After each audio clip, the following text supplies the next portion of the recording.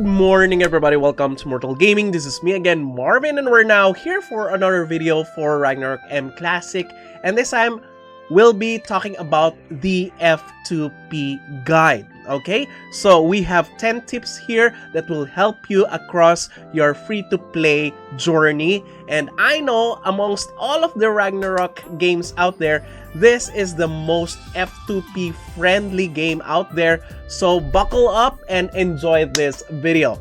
Let's start with number 1. Of course, we will be choosing our own wanted class, job classes. But there are specific job classes that will help you in your F2P journey or help you earn more, particularly on the early stages and even on the end game.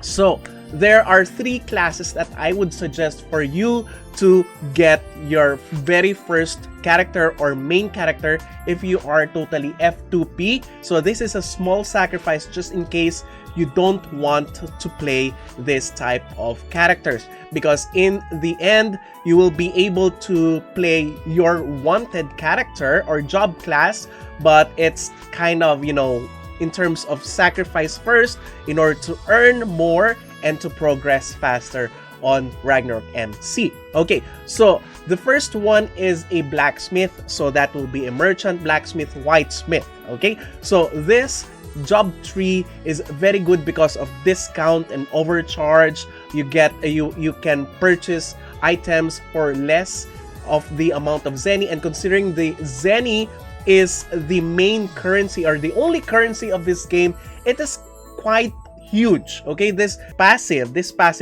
just got buffed by a ton. Okay, discount and overcharge. It also has the passive of fundraising even on the merchant side. So fundraising gets you more Zeny, and I really love it. The problem now for the blacksmith is gonna be the range. Okay, considering that this game is gonna be filled with hunters or long-ranged users out there, it's kind of a trouble now for you to grind. But you know, if in case you have a party or a fixed party or an alternative character that is ranged, that is gonna be a no biggie for you anymore. The second job is a stalker. Okay, a stalker also has a discount. Okay, that is what we call the compulsion or compulsory discount.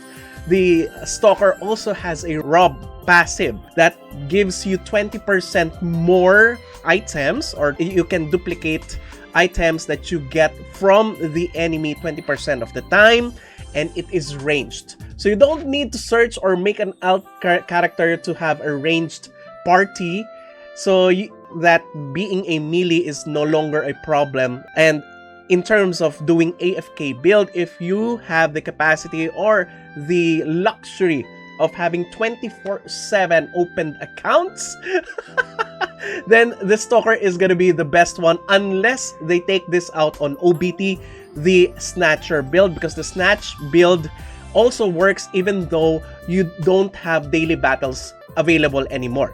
So that is really good on 24/7 AFK, or even on a couple of hours of AFK, you can gain 100 to 200,000 Zeny. So that's really good on those who have that luxury. The third one is Alchemist. The Alchemist has the same discount, overcharge, and fundraising passives of a merchant, because it starts with the merchant's tree, and then it can kill faster because it's ranged and it has burst damage. The downside now of an alchemist is most of its high damaging skill are AoE, so you have to be wary about where you grind, because sometimes the top spots for grinding includes also an MVP in that area, so you have to be careful. Okay, number 2, make an alt account. So I've already mentioned this on number 1.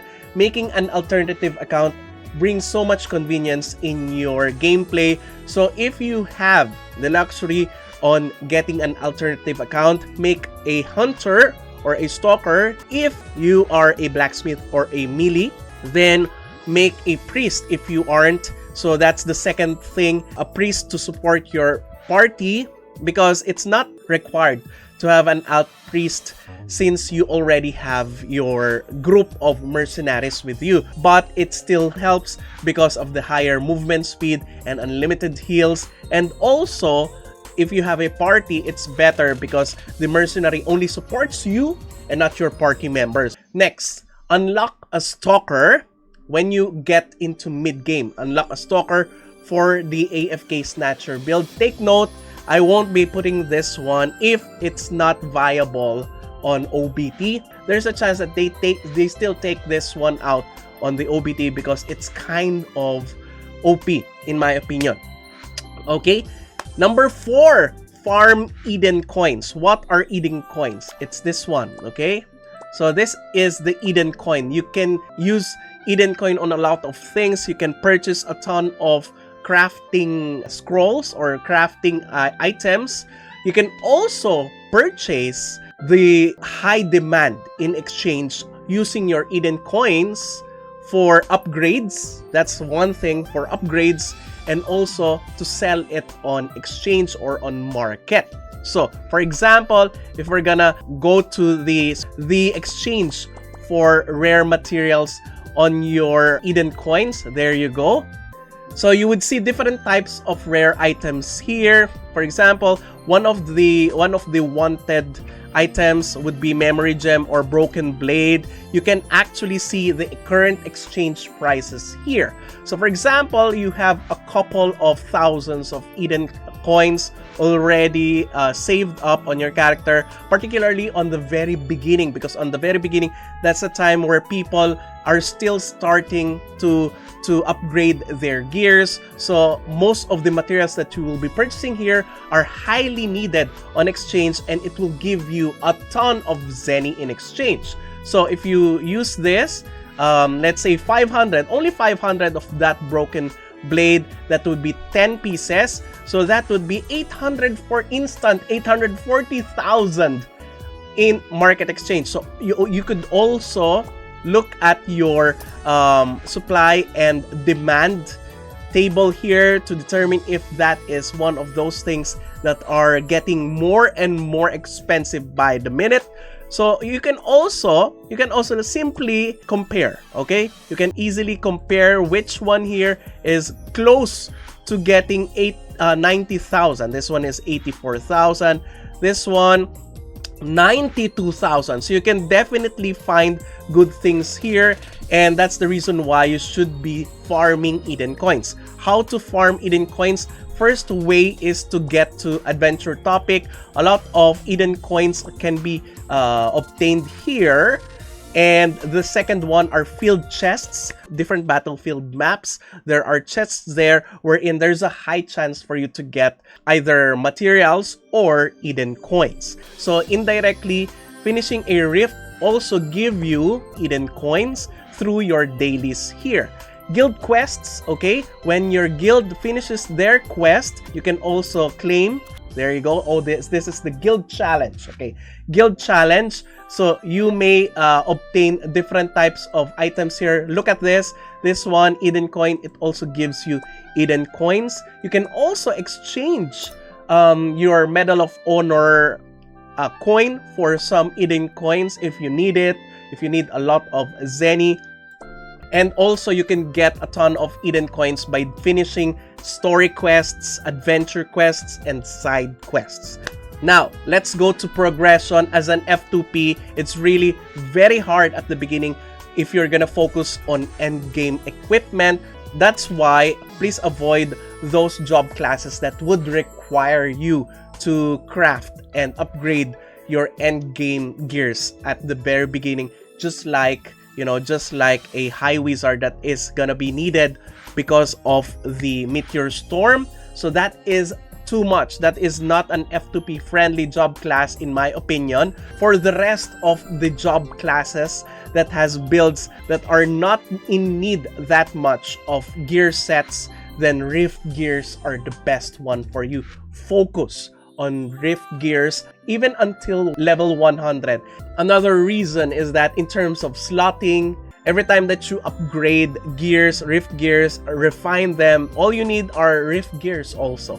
So they help one another. It's very strong by themselves. You don't need gear sets for this one. Now, where to focus on the Zeny that you are farming? Focus it on gears and gacha or headwares that bring more job experience and base experience. So if you have limited Zeny, prioritize the armor, the shield, and the saint capes of the saint set. And just in case they will repeat on the very first week in terms of the skin shop, there is a headgear that gives you additional experience, then also purchase that one. And after that, purchase the ones that give you additional base experience, because base experience is also needed. The higher level you are, the higher difficulty of rift that you will get, and the more items or more content or gameplay that will be opened to you. Speaking of instances,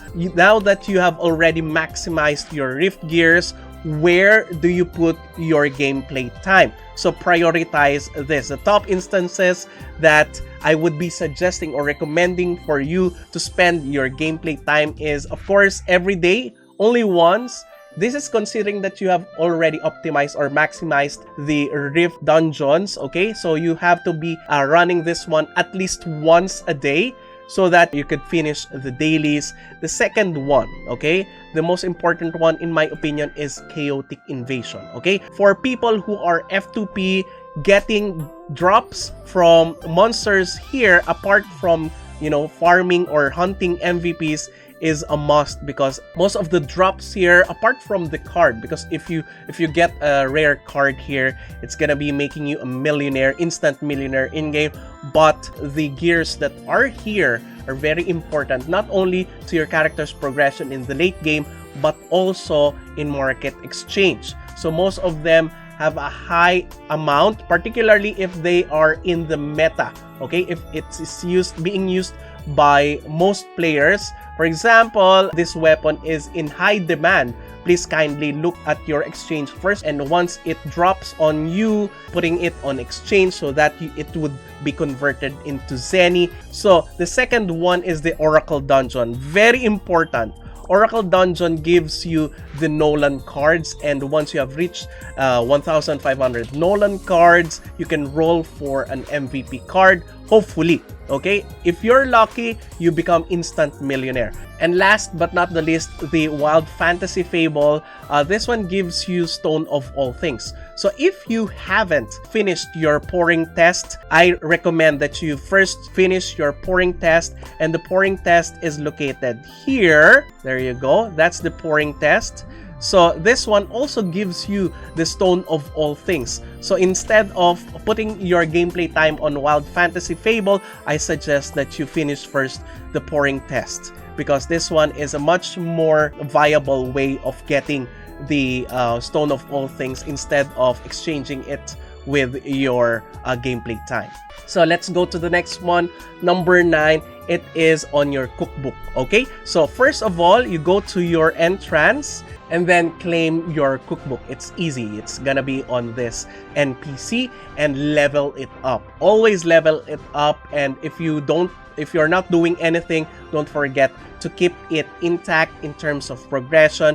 Do not leave the progress of the cookbook, because not only that's the source of your unlimited regeneration, or particularly your SP, you won't be needing to purchase any other potions, because the dishes that you eat will be substantial for you to keep up your satiety. The last one is a community, and be sure to have or to get a dedicated party or join a dedicated party for different dungeons that are kind of hard, particularly for F2P players. So the guild is for the guild versus guild rewards, the guild challenges, a lot of freebies that you could get, and also for the honor proof.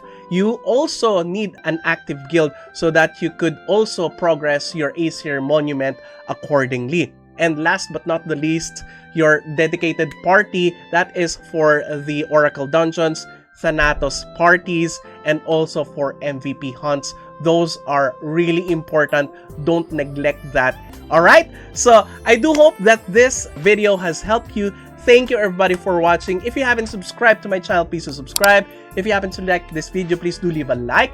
Share this to your friends and click that bell notification button to get notified every time I upload a new video, start a new stream, or a new content. That's it. See you again on the next video. Bye-bye!